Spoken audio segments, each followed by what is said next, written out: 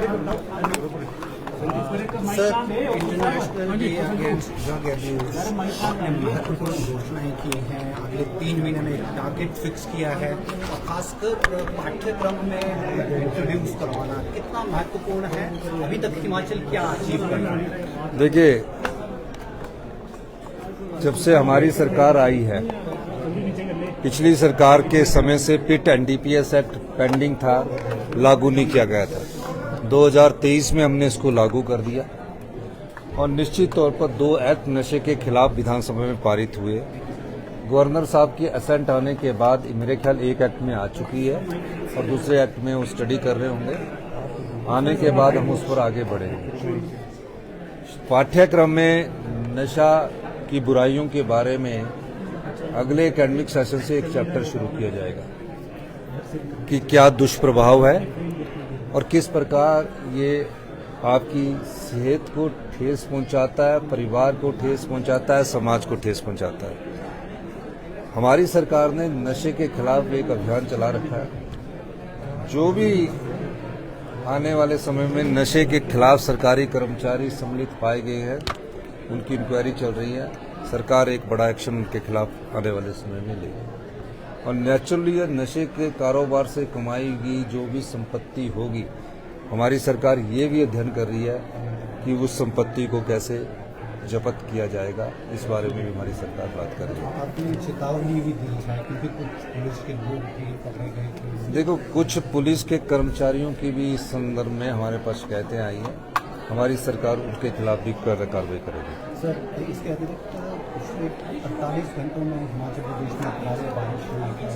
क्या स्थिति है रेस्क्यू ऑपरेशन, क्योंकि धर्मशाला और कुल्लू सैंज इलाके में भारी नुकसान है? पिछले कल 3 जगह क्लाउड बर्स्ट हुआ, 9 फ्लैश फ्लड्स आए और मेरा ये मानना है कि तकरीबन अभी जो टोटल डेथ हुई है वो 3 हुई है, 1 इंजर्ड हुआ है और कांगड़ा में 3 डेड बॉडीज मिल चुकी है। 6 लोग मिसिंग है। 6 में से 1 व्यक्ति जो कि फ्लैश फ्लड के समय, क्लाउड बर्स्ट के समय जंगल में चला गया था, वो उसके मिलने की सूचना प्राप्त हुई है। तो 5 लोग अभी मिसिंग है और जो पानी में फंसे हुए लोग थे 40-50, उसमें 31 लोगों को निकाल लिया गया है और कब तकरीबन 15 के घर हाउस डैमेज हुए हैं। 2 नेशनल हाईवेज को बहुत डैमेज हुआ है और मेरा यही अनुरोध रहेगा कि नदी नालों और के पास पर्यटक भी ना जाएं, नदी नालों से दूर रहें और बाकी जिला हेडक्वार्टर्स के इर्द गिर्द के सारे स्थान सुरक्षित है, वहाँ रह सकते हैं। नदी नालों में जाकर कोई साहसिक खेलों का प्रदर्शन करने की अभी कोई ज़रूरत नहीं है, क्योंकि बरसात में नदी नालों के किनारे जाना अपनी जीवन से खेलना होता है। इस दृष्टि से भी वो बचकर रहें और मेरा ये मानना है कि जो हमारा फ्लैश फ्लड आया, जो जिन हाइड्रो प्रोजेक्ट्स को नुकसान पहुंचा है, उसके भी हम जायजा ले रहे हैं। लेकिन हिमाचल प्रदेश पावर कॉरपोरेशन का जो सैंज में 100 मेगावाट का प्रोजेक्ट है, उसको तकरीबन बहुत नुकसान हुआ है। उस नुकसान का हम जायजा ले रहे हैं और निश्चित तौर पर 2 कुल्लू और 3 कांगड़ा जिले में मिसिंग है, जो तो उसके अलावा जो और मिसिंग है उसकी खोज जारी है। सर, केंद्रीय मंत्री भी थैंक यू आपसे भेंट की है, क्या कहेंगे? नहीं, केंद्रीय मंत्री जी का मैंने धन्यवाद किया है। हमारी सरकार ने जो ट्राइब, जब मैं 15 अप्रैल 2023 को वहाँ गया था, तो मैंने वहाँ आइस स्केटिंग रिंग की घोषणा की थी। किन्नौर में ट्राइबल बेल्ट के लिए हमने 2023-24 में हमने प्रोजेक्ट जो अनुमोदन के लिए भेजे थे, तो हमारे केंद्रीय मंत्री किरण रिजिजू जी ने अभी उनको सैंक्शन स्वीकृति दी है। उसके लिए मैंने उनका धन्यवाद किया है कि माइनॉरिटी और से जो आपको ने पैसा दिया उसके लिए आपका धन्यवाद है। लेकिन कुछ भारतीय जनता पार्टी के जो नेता है विपक्ष के, वो उनका श्रेय लेते हैं। फेडरल स्ट्रक्चर में श्रेय लेने की जरूरत नहीं होती है, काम करने की जरूरत होती है।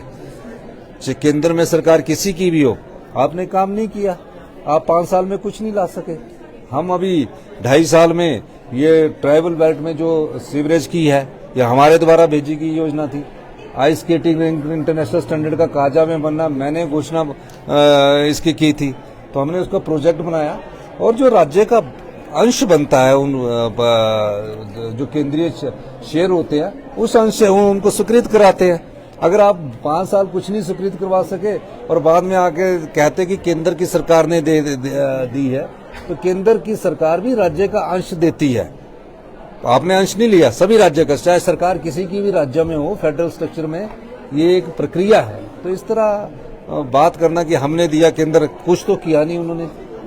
कोई ऐसा स्पेशल प्रोजेक्ट लाते जिसमें वो 10,000 करोड़ का फाइनेंशियल पैकेज प्रधानमंत्री मोदी जी से दिलाएंगे, या तब उस दिन मैं इनको धन्यवाद कहूंगा। अभी तक उन्होंने प्रदेश के हित में काम नहीं किया, बल्कि प्रदेश में जो प्रोजेक्ट जाते हैं उनको रुकवाने का काम किया है। सर, शिक्षा के क्षेत्र में 5वें नंबर पे आए हैं, क्या कहेंगे सर शिक्षा की गुणवत्ता नए सर्वे जो हुआ है? देखिए, हमारी सरकार को अभी 2.5 साल पूरे हुए हैं। 2.5 साल के भी 14 दिन पूरे आगे हैं। एक दिन में हमें कार्य करते हैं। पहले शिक्षा के क्षेत्र में 21वें स्थान पर थे, और पूर्व मुख्यमंत्री जयराम ठाकुर जी ने और पूर्व भारतीय जनता पार्टी की सरकार ने चुनावों से पहले शिक्षा 600 के करीब शिक्षा संस्थान खोल दिए। उन्होंने क्वालिटी एजुकेशन पर कोई ध्यान नहीं दिया। क्वालिटी एजुकेशन की बात मैं इसलिए कहना चाहता हूं कि हम खुद सरकारी स्कूल से पढ़े हैं। जब गांव के बच्चे सरकारी स्कूलों में जाते हैं और माँ बाप ये सोचते हैं कि मेरा बच्चा सरकारी स्कूल में जाकर अच्छी पढ़ाई करेगा, लेकिन वहाँ अगर क्वालिटी एजुकेशन नहीं होती है तो उन गांव के परिवार, किसान परिवार के साथ, बागवान के साथ भी धोखा होता है। मैंने उसकी मीटिंग ली। मेरी निरंतर मीटिंगें माननीय शिक्षा मंत्री रोहित ठाकुर जी के साथ बैठकर हुई। हमने फैसला किया कि जो नए शिक्षा संस्थान है उनको नहीं खोलेंगे, और जहां बच्चों की संख्या कम है, 5 है या 10 है, उनको बंद करेंगे। पहले एक स्कूल बंद करने से भी लोग, सरकारें घबराती थी। हमने शिक्षा की क्वालिटी में सुधार करने के लिए हमने स्कूलों का रैशनलाइजेशन किया, और जहां कोई बच्चा नहीं था उन स्कूलों को बंद किया और उन टीचरों को दूसरी जगह भेजा। 2.5 साल के बाद आज सार्थक परिणाम ये आया है कि जो राज्य क्वालिटी एजुकेशन में 21वें स्थान पर था, उसके बाद आज हम 5वें स्थान पर आए। 5वां स्थान उद्देश्य नहीं है मेरा, पहला स्थान उद्देश्य है। उस उद्देश्य से हमने क्या परिवर्तन किया? स्कूलों का रैशनलाइजेशन किया, डे बोर्डिंग स्कूल स्टार्ट किए, पहली कक्षा से इंग्लिश मीडियम स्टार्ट किया, और स्कूल के प्रिंसिपल को ये स्वायत्तता दी, ये अधिकार दिया कि वो अपनी मर्जी से अपनी वर्दी चॉइस चूज करे। उसके अलावा डे बोर्डिंग स्कूल में लोगों, उन बच्चों के लिए खेल की सुविधा हो और दिन में खाने की सुविधा हो। उस दृष्टिकोण से एक Rajiv Gandhi day boarding school बनेगा, जिसमें प्री नर्सरी से लेकर +2 तक एक ही स्कूल होगा। और 2 बोर्ड थे, 2 एलिमेंट्री एजुकेशन अलग था, सेकेंडरी एजुकेशन अलग था। दोनों का मर्जर किया और स्कूल एजुकेशन एक बनाया और कॉलेज एजुकेशन एक बनाया। ये सब फैसले 2.5 साल में हुए। इसी को व्यवस्था परिवर्तन कहते हैं कि जो सरकार 21वें स्थान पर शिक्षा को ले गई, कौन ले गई? 17 से 22 तक कौन थे?